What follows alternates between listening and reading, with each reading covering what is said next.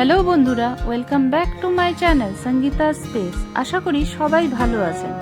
আজকে একটু অন্যরকম ভাবে রুই মাছের ঝাল তৈরি করব। এভাবে একবার রেসিপিটা তৈরি করে দেখতে পারেন, খেতে দুর্দান্ত লাগে। বন্ধুরা, সম্পূর্ণ ভিডিওটা দেখার অনুরোধ রইল।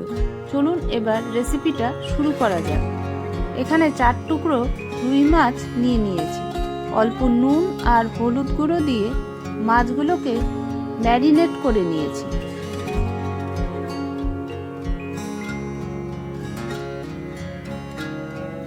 কড়াইতে প্রয়োজন মতো সর্ষের তেল গরম করে নিয়েছি। তারপর একে একে মাছের টুকরোগুলো ভাজার জন্য দিয়ে দিলাম। মিডিয়াম ফ্লেমে মাছগুলোকে উল্টে পাল্টে লাল লাল করে ভেজে নিয়েছি।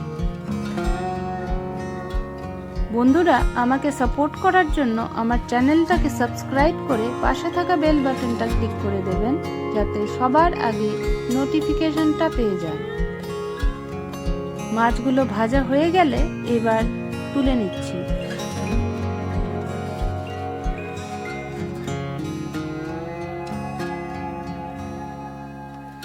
এখন ফোড়নে দিয়ে দেব অল্প গোটা জিরে,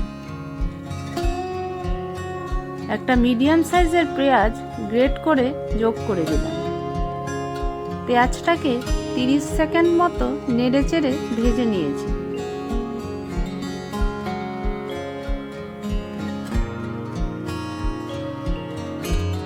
এখানে 3 কোয়া রসুন বেটে দিয়েছি ও হাফ টিস্পুন আদা গ্রেট করে দিয়েছি।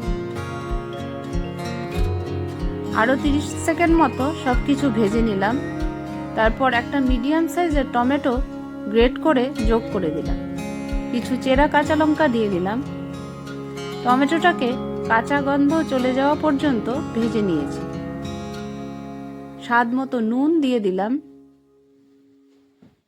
এখন দিয়ে দিলাম হলুদ গুঁড়ো, ঝালের জন্য লঙ্কার গুঁড়ো, ধনে গুঁড়ো, জিরে গুঁড়ো। অল্প জল দিয়ে মশলাটাকে খুব ভালো করে কষিয়ে নিয়েছি।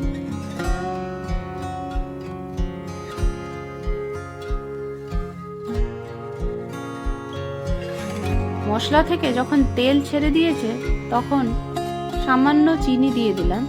এবার চিনিটাকে মিশিয়ে নিয়ে প্রয়োজন মতো জল যোগ করে দিলাম। গ্রেভিটা ফুটতে শুরু করলে একে একে মাছের টুকরোগুলো গ্রেভিতে দিয়ে দিলাম। সামান্য গরম মশলার গুঁড়ো দিয়ে দিলাম।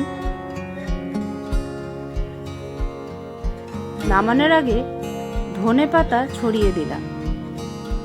মাছটাকে আরও 5 মিনিট মতো রান্না করে নিয়েছি। তৈরি হয়ে গেল রুই মাছের ঝাল। ভিডিওটা ভালো লেগে থাকলে লাইক, শেয়ার, কমেন্ট করবেন। আজকে আসি। সবাই সুস্থ থাকবেন, সাবধানে থাকবেন। টাটা।